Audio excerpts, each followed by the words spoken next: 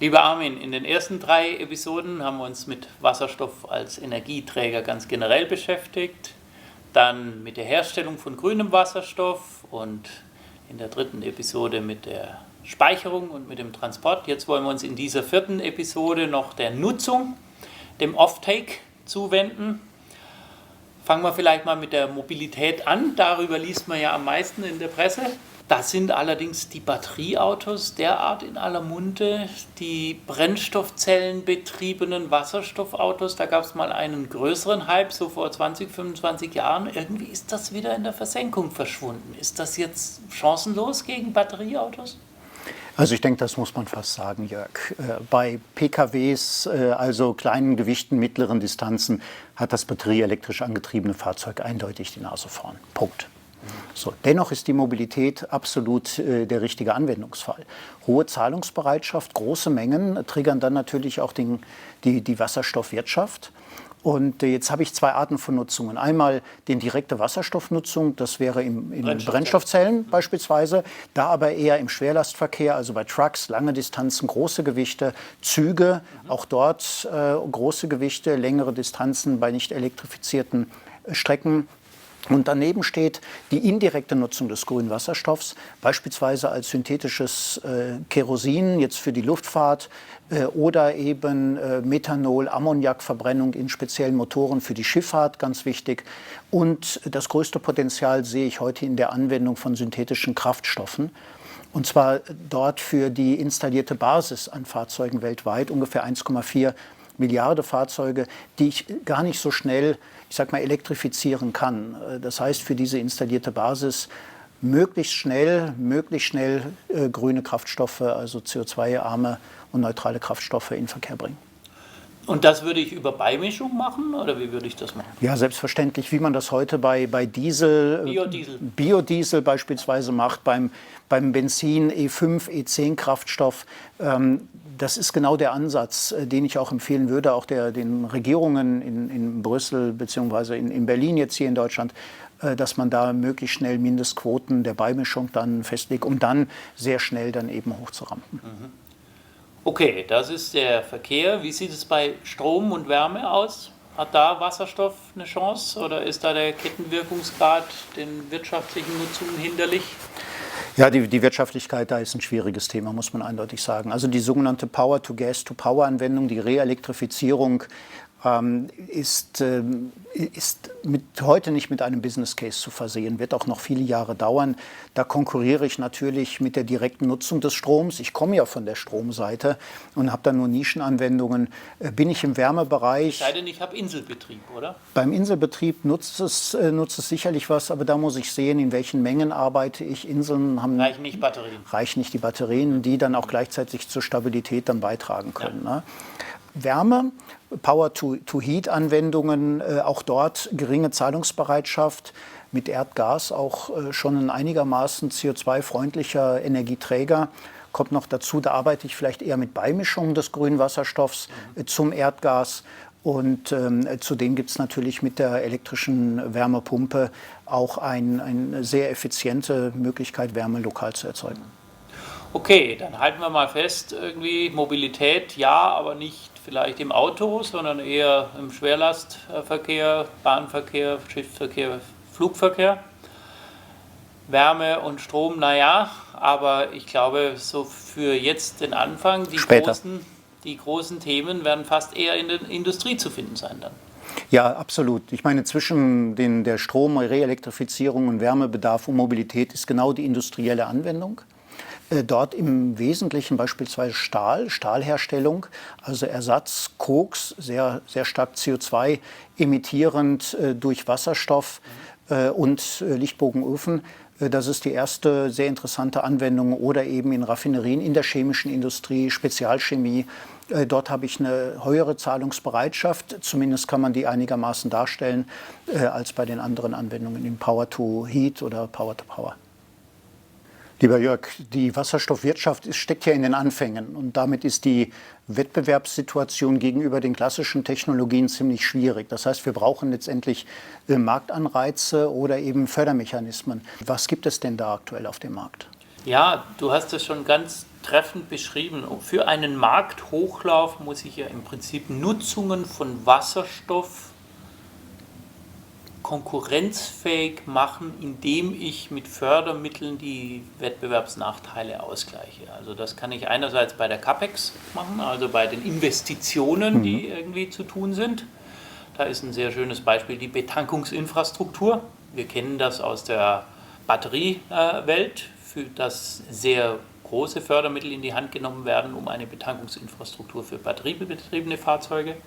Natürlich kommt man mit dem Wasserstofffahrzeug deutlich weiter, aber auch da brauche ich eine Wasserstoffbetankungsinfrastruktur. Da wären vielleicht CAPEX-Hilfen wichtig. Es gibt auch Mittel, um die Operating Costs, also die OPEX irgendwie entsprechend zu fördern. Im industriellen Bereich ist es eben eigentlich im Moment fast der Schwerpunkt der Förderung, wenn wir uns aus den 62 Projekten, die jetzt im Rahmen einer großen ersten Welle von diesen sogenannten Important Projects of Common European Interest in Deutschland gefördert wurden, wenn wir uns da die 62 anschauen, dann sind 50 davon sind industrielle Anwendungen, hattest du ja gerade gesagt, ist wahrscheinlich auch jetzt im ersten Moment der wichtigste Nutzungsbereich. 12 davon sind Verkehrsanwendungen. Daran sieht man auch schon so ein bisschen die Gewichtung. Das Entscheidende ist wirklich, dass man die momentanen Nachteile im Markthochlauf durch Fördermittel ausgleicht. Ein sehr interessantes Mittel dafür sind die sogenannten Carbon Contracts for Difference. Das ist ja so ein Begriff, der da jetzt intensiv in der Landschaft und in der Diskussion umeinander schwirrt. Wie funktionieren die denn, Armin? Die Carbon Contracts for Difference ist im Prinzip ein Mechanismus, mit dem die, ich sag mal, Nichtwirtschaftlichkeit oder Wettbewerbsfähigkeit der grünen Technologien am Anfang gegenüber den klassischen kompensiert werden soll. Letztendlich geht es ja darum, ich habe ein Produkt, das ich grün herstellen will und habe einen Kosten-Nachteil. Also das sind die CO2-Vermeidungskosten letztendlich, die mir eine schlechtere Wettbewerbsfähigkeit dann geben. Und ich brauche jemanden, der letztendlich das Preis- und Mengenrisiko abdeckt. Und das macht beispielsweise der Staat über die sogenannten CCFDs, indem er über einen bestimmten Zeitraum zu einem bestimmten Preis ein grünes Produkt abnimmt und mir zusichert, da einen höheren Marktpreis zu zahlen. Also ich bekomme von meinen Kunden einen Preis, der wettbewerbsfähig ist zur klassischen Technologie, und das Markup, das, was ich mehr brauche, das übernimmt eben der Garantiegeber. Und das Markup, das ist quasi ein Entgelt für die Einsparung von CO2. Aber das funktioniert ja nur, wenn ansonsten CO2 einen vernünftigen Preis hat, oder? Ganz genau, das ist heute das Problem. Die CO2-Vermeidungskosten heute sind im Allgemeinen höher, als die CO2-Bepreisung tatsächlich ist. Wir erwarten zwar, oder man erwartet, deutlich steigende CO2-Bepreisungen, nur auch bei weitem nicht in dem Maße, wie heute die Wettbewerbsnachteile dann sich wirtschaftlich darstellen lassen. Das heißt, man erwartet zwar Kostensenkungsmaßnahmen, die dann auch Wettbewerbsfähigkeit bringen, aber gerade am Anfang brauche ich, um Economy of Scale-Effekte dann zu nutzen, brauche ich eben diesen Anreiz oder diese Garantie in Richtung Menge und Preis. Und diese Differenz zwischen den Vermeidungskosten, sprich den Mehrkosten für CO2-freies Produzieren und dem, was man im Moment bezahlt, das ist die Difference im Carbon Contract for Difference. Absolut. Lieber Armin, was lässt sich nun abschließend und zusammenfassend zum Ausblick sagen? Europa und insbesondere Deutschland, wir sind, glaube ich, da sehr gut positioniert. Wir sind vorne mit dabei bei dem Thema Wasserstoff. Das geht ja sogar so weit, dass im Rahmen dieser IPCEIs, dieser Important Projects of Common European Interest, die Taskforce für das Matchmaking in Deutschland irgendwie angesiedelt worden ist. Gleichzeitig sehen wir, glaube ich, jetzt schon ab, dass wir nie und nimmer den ganzen Bedarf in Deutschland werden produzieren können an grünem Wasserstoff. Insofern wird es auf jeden Fall auf massiven Import von grünem Wasserstoff hinauslaufen. Denn in Ländern wie Spanien, Nordafrika, Lateinamerika, Länder im Mittleren Osten oder gar Australien sind die Gestehungskosten für erneuerbare Energien zum Betrieb der Elektrolyse halt einfach unvergleichlich günstiger. Oder wie schätzt du das ein? Wird das ein Riesenimportthema werden? Ja, lieber Jörg, absolut. Also wir importieren ja heute im Prinzip alle unsere Energieträger von irgendwoher, sei es Kohle, sei es Gas, sei es Öl. Das ist nichts Neues und das wird auch in Zukunft so mit dem grünen Wasserstoff oder mit den Derivaten so sein. Trotzdem werden wir davon profitieren. Von niedrigeren Gestehungskosten woanders, inklusive der Transportkosten. Das ist also ein Wettbewerb, der zwischen den Regionen der Welt dann auftreten wird. Und B, natürlich auch von den Technologieexporten. Wir sind eine Industrienation, eine Technologienation. Wir sind technologisch sehr gut positioniert. Wir spielen vorne mit dabei und wir leben vom Export unserer Technologien. Eben in diese Märkte, die du gerade genannt hattest, als die Märkte, in denen der grüne Wasserstoff hergestellt wird. Also auch davon versprechen wir uns sehr viel, auch wir als Unternehmen natürlich von den entsprechenden Exporten und damit einem wachsenden weltweiten Markt. Wenn ich da jetzt den nächsten Schritt gehe, wie müssen wir in die Zukunft schauen? Wir müssen Geschwindigkeit halten. Insbesondere wenn ich nach China schaue. Der nächste oder der aktuelle 14. Fünfjahresplan in China beinhaltet extrem starken Fokus auf Wasserstoff, Wasserstoffwirtschaft von der Produktion, Transport, Speicherung bis zur Nutzung. Und wenn man weiß, mit welcher Geschwindigkeit die Chinesen die Technologie und die Anwendung vorantreiben werden, dann müssen wir unbedingt in Deutschland, in Europa auch unsere Geschwindigkeit erhöhen. Das geht nur über die industrielle Skalierung. Am Anfang über die entsprechenden Pilotprojekte.